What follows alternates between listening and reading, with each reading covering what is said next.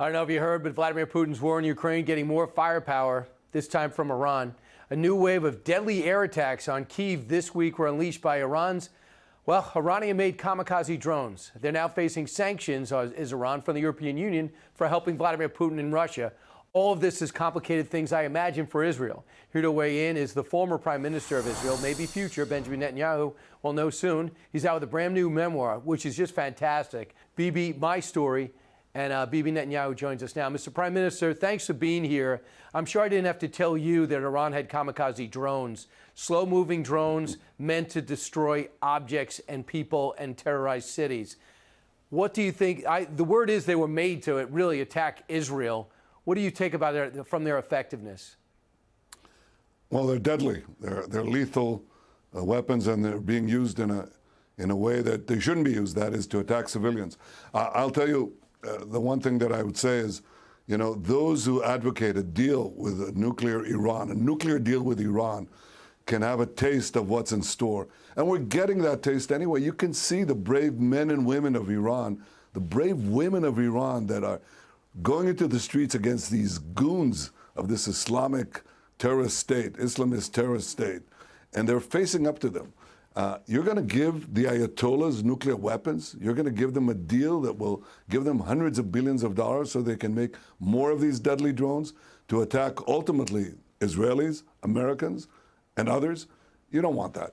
From the intelligence you've been briefed on, are these the biggest threat, this uprising currently, led by women, by the way, the biggest threat to the regime yet? I think so. I think it's time that everyone took a stand against the Iranian regime. When I put videos reaching out to Iran, to the Iranian people, right, I got an enormous amount of responses with names, addresses. And I said to our intel guys, I said, something's wrong here. It can't be. I mean, these people are risking their lives. Right. And they came back to me and they said, Prime Minister, they are, because they're really, really bent on having freedom. So I think you see that now. Will it work in the end? I think we can help it work. I think there are many things that if I come back into office in 2 weeks, I'll help them work. The Ukrainians are disappointed that the current government is siding with Russia. The Israeli government seems to be siding with Russia and not giving Ukraine almost any support, despite the fact that Iran is now Russia's best friend in this war. Well, I don't think it's siding with Russia.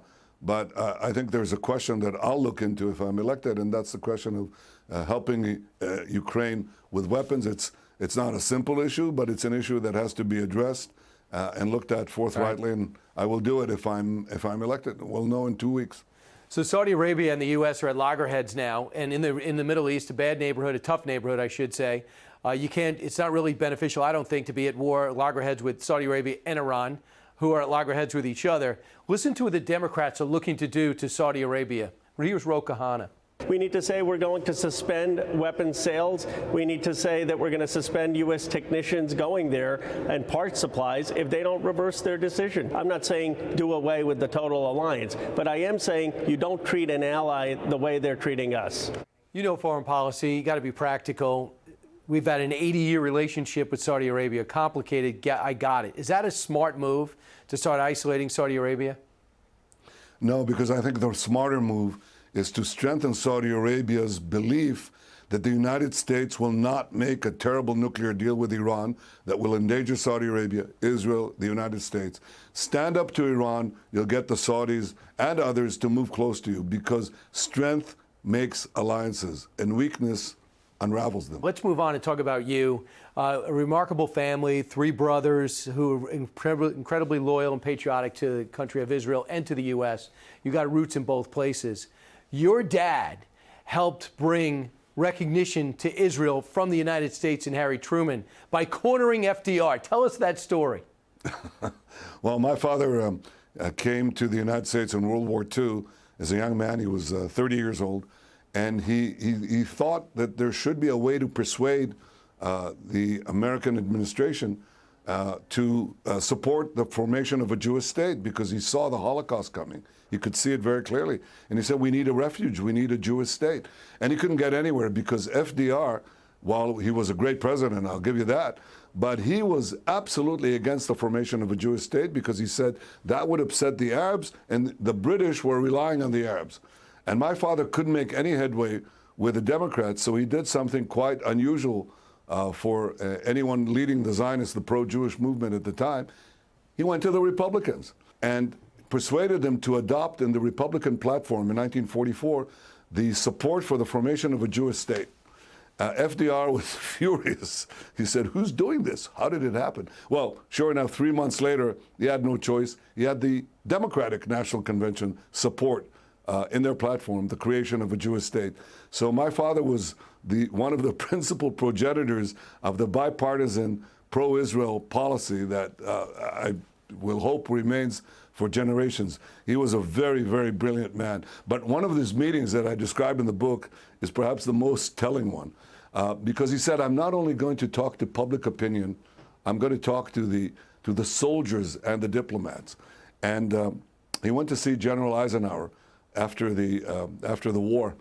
This is 1947. Eisenhower is the head of the army, and they bring, his underlings of Eisenhower's underlings said, you got to hear this guy. You got to hear this guy, Netanyahu. Listen to him. That's not me. It's my father. And my father says to him, you should support the formation of a Jewish state. And Eisenhower says, why? And he says, because the Russians, the Soviets are going to move into the Middle East, and we're the ones who will be the bulwark, the bastion of Western positions in the Middle East. He said, how are you going to do that? You're only 600,000. You'll be wiped away. He said, no, we'll be the strongest military in the Middle East. And Eisenhower says, how can you say that? And said, I say that, General, my father said, because in 2 world wars, you've just seen how we Jews fight for others. Can you imagine how strong we'll be when we fight for ourselves? Yeah. And Israel and its courageous soldiers have proved that. Bibi Netanyahu, Mr. Prime Minister, thanks so much for your time. Best of luck with the biography. It's excellent. Thank you. Thank you, Brian. Good to talk to you always. All right. Best of luck on the campaign trail. Hey, Sean Hannity here. Hey, click here to subscribe to Fox News YouTube page and catch our hottest interviews and most compelling analysis. You will not get it anywhere else.